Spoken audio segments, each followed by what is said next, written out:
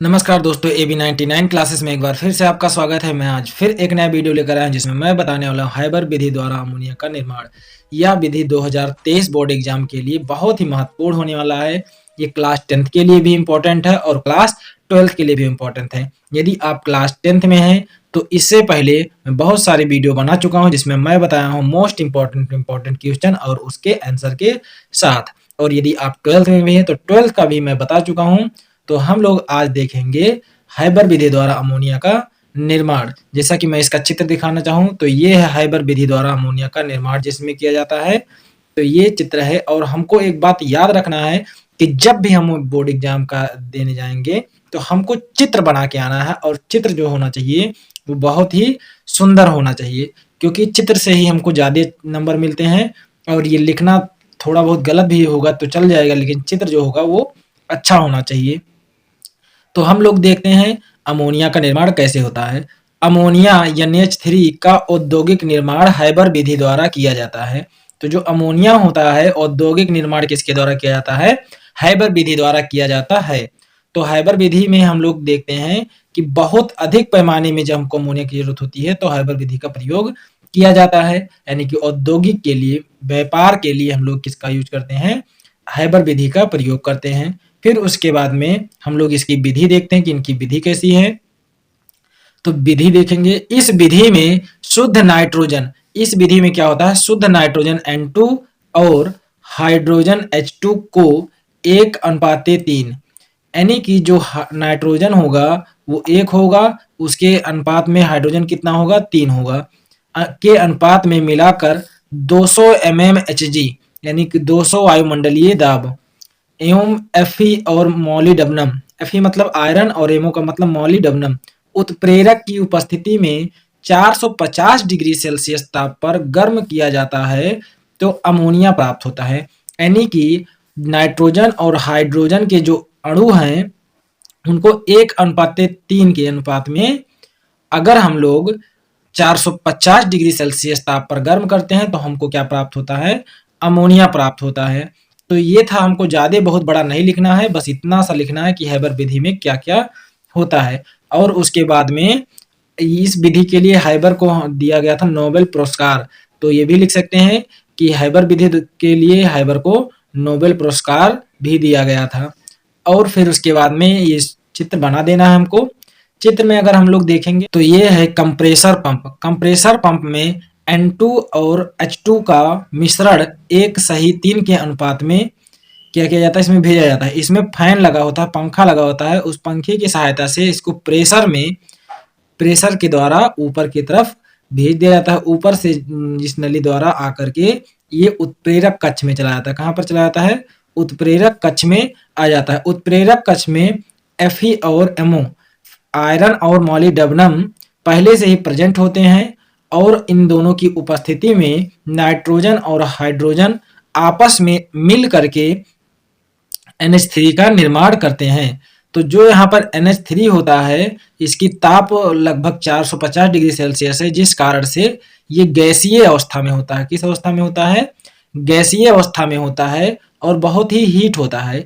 इसलिए इस नली द्वारा ऊपर ले जाया जाता है और ऊपर ले जाकर के संघनित कक्ष में छोड़ दिया जाता है। संघनित कक्ष में ठंडे जल भरे होते हैं, जिससे जो यहाँ पर NH3 के गैस आते हैं, ये ऐसे यहाँ लगा देंगे।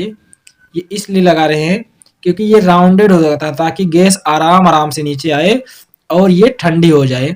तो यहाँ पर गैस धीरे धीरे इस नली की सहायता से नीचे आता है और ऊपर से नीचे पहुँचते पहुँचते ये जो गैस 450 डिग्री सेल्सियस ताप पर गर्म हुआ होता है ये ठंडा होकर के जलीय रूप में नीचे ये बैठ जाता है, जिसको हम लोग क्या कहते हैं? द्रव अमोनिया कहते हैं। जिसको हम लोग क्या कहते हैं? द्रव अमोनिया कहते हैं।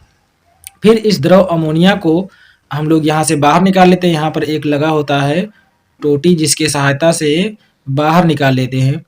और जो अभी यहाँ पर ठंडे जल की सहायता से नहीं द्रव अमोनिया में बदले हैं वो क्या होते हैं? इस नली द्वारा गैस दोबारा इस रिसर्कुलेशन पंप, देखो यहाँ पर लिखा है सर्कुलेशन पंप, लेकिन ये रिसर्कुलेशन पंप इसका नाम होता है। रिसर्कुलेशन पंप द्वारा इसे पुनः इस पाइप द्वारा इस उत्प्रेरक कक्ष में भेज दिया जाता है। फिर से उत्प्रेरक कक्ष में इसको हीट किया जाता है Fe और MO के प्रेजेंस में, जिससे पुनः ये क्या हो जाता है, गैस के रूप में परिवर्तित हो जाता है NH3 गैस के रूप में, और वो पुनः इसमें भेजा जाता है। और जब ये जल के साथ फिर ठंडा हो जाता है, तो ठंडा होने के बाद ये नीचे तली में बैठ जाता है, और नीचे तली में जब बैठ जाता है तो फिर इसको हम लोग बाहर निकालते हैं। ये प्रक्रिया तब तक चलती रहती है जब तक पूरी तरह से N2 और H2 NH3 में ना परिवर्तित हो जाए। तो ये था हाइबर विधि, और हाइबर विधि में सबसे ज्यादा मात्रा में अमोनिया प्राप्त किया जाता है, इसीलिए इसे कहते हैं अमोनिया का औद्योगिक निर्माण हाइबर विधि द्वारा किया जाता है। आइए हम लोग इसका रासायनिक समीकरण देखते हैं। रासायनिक समीकरण N2 + 3H2, यानी कि ये देखो यहाँ पर अगर हम लोग देखेंगे तो N2 के कितने मॉलिक्यूल हैं, एक अणु है, यानी कि एक मॉलिक्यूल है, प्लस हाइड्रोजन के कितने अणु हैं या कितने मॉलिक्यूल हैं, तो 3 हैं, यानी कि 1:3 के अनुपात में। तो 1 से 3 के अनुपात में जब हम लोग इसको मिलाते हैं तो उससे हमको NH3 निर्माण होता है। यहाँ पर देखिए Fe और MO ये क्या है, उत्प्रेरक है, और कितने ताप पर गर्म किया जाता है, 450 डिग्री सेल्सियस पर। जब 450 डिग्री सेल्सियस पर 200 वायुमंडलीय दाब लगाया जाता है तो हमको NH3 अमोनिया प्राप्त हो जाता है। फिर इसके बाद में हम लोग इनके गुण के बारे में देखेंगे। तो अमोनिया का गुण, अमोनिया का हम लोग सबसे पहले भौतिक गुण देखेंगे। तो भौतिक गुण में नंबर 1 आता है, अमोनिया रंगहीन तीव्र गंध वाला पदार्थ होता है। इमोजी नंबर 1, अमोनिया रंगहीन तीव्र गंध वाला पदार्थ होता है, यानी कि इसका कोई रंग नहीं होता है और इसकी गंध जो होती है तीव्र होती है, बहुत ही तेज होता है। फिर उसके बाद में अगर हम लोग देखें इमोजी नंबर 2, तो इमोजी नंबर 2 में स्वाद में क्षारीय गैस है, यानी कि जो इसका स्वाद होता है क्षारीय गैसों की तरह होता है। फिर उसके बाद में हम लोग इमोजी नंबर 3 देखेंगे। इमोजी नंबर 3 में हम लोग देखेंगे अमोनिया वायु से हल्की है, यानी कि जो अमोनिया होता है ये वायु से हल्का होता है। फिर उसके बाद में हम लोग इमोजी नंबर 4 देखेंगे, अमोनिया ठंडा करने पर रंगहीन द्रव में बदल जाता है। अगर अमोनिया को हम लोग ठंडा कर दें तो अमोनिया रंगहीन द्रव में बदल जाता है। फिर उसके बाद में हम लोग देखेंगे इसका रासायनिक गुण। तो रासायनिक गुण में आ जाते हैं। तो रासायनिक गुण में सबसे पहले देखेंगे जलाने पर, यानी कि अमोनिया को जलाने पर। तो अमोनिया गैस ना तो जलता है ना ही जलने में मदद करता है, यानी कि जो अमोनिया गैस होता है ये ना तो जलता है और ना ही जलने पर मदद करता है, लेकिन ऑक्सीजन के साथ जलने लगता है, लेकिन ऑक्सीजन के साथ क्या हो जाता है, जलने लगता है। जो अमोनिया गैस होता है ये ना जलता है और ना जलने में मदद करता है, लेकिन जब ऑक्सीजन के साथ होता है तो जलना स्टार्ट कर देता है। ये है इसका पहला रासायनिक गुण। तो पहले रासायनिक गुण का हम समीकरण भी देख लेंगे। जैसे 4NH3 यानी कि 4 अणु NH3 के ले लिए हैं, प्लस 3 अणु ऑक्सीजन के ले लिए, और इन दोनों को आपस में अभिक्रिया कराए, यानी कि जला दिया ऑक्सीजन की उपस्थिति में, तो 2NO गैस प्राप्त हुआ, यानी कि 2 अणु हमको नाइट्रोजन गैस के अणु प्राप्त हुए, प्लस में 6 अणु जल हमको प्राप्त हुआ H2O। इसको हम लोग क्या कहते हैं, जल कहते हैं, इसको नाइट्रोजन गैस कहते हैं। तो ये था इसका रासायनिक समीकरण। इसके बाद में हम लोग इमोजी नंबर 2 देखते हैं। इमोजी नंबर 2 में अम्लों से अभिक्रिया, यानी कि अम्लों के साथ ये कैसे अभिक्रिया करता है। तो अम्लों में अमोनिया गैस प्रवाहित करने पर अमोनियम लवण बनाता है, यानी कि अगर हम लोग या अम्लों में अगर अमोनिया को प्रवाहित कर दें तो अमोनियम लवण बनाता है। तो ये हम लोग 2 ही रासायनिक गुण देखेंगे, क्योंकि ज्यादा रासायनिक गुण लिखने की कोई जरूरत नहीं है।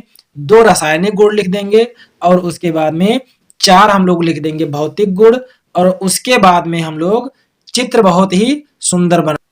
तो चित्र बनाने के लिए आपको कई बार इसका प्रैक्टिस करना पड़ेगा ताकि कहीं भी गलतियां ना होने पाए चित्र में, क्योंकि चित्र ही हमारा क्या होता है, सबसे मेन होता है, और चित्र के द्वारा ही हमको सबसे बढ़िया नंबर मिलता है। तो चित्र को बहुत ही अच्छे से, और हाँ, पेंसिल से चित्र मत बना के आना, क्योंकि जब पेंसिल से हम लोग बना देते हैं तो क्या होता है, वो सही से दिखाई नहीं देता है, लेकिन जब हम लोग पेन की सहायता से बना देते हैं तो बड़ा ही अच्छा दिखाई देने लगता है। तो चित्र को जो भी बनाना वो पेन की सहायता से बनाना, और ज्यादा अधिक लिखने की जरूरत नहीं है। ये जो थोड़ा सा मैं लिखाया हूँ इससे ज्यादा कोई लिखने की जरूरत नहीं है। तो ये था हाइबर विधि द्वारा अमोनिया का निर्माण। और यदि ये वीडियो पसंद आया तो प्लीज AB99 क्लासेस यानी कि मेरे इस यूट्यूब चैनल को सब्सक्राइब कर दीजिए, और वीडियो पसंद आया हो तो लाइक कर दीजिए।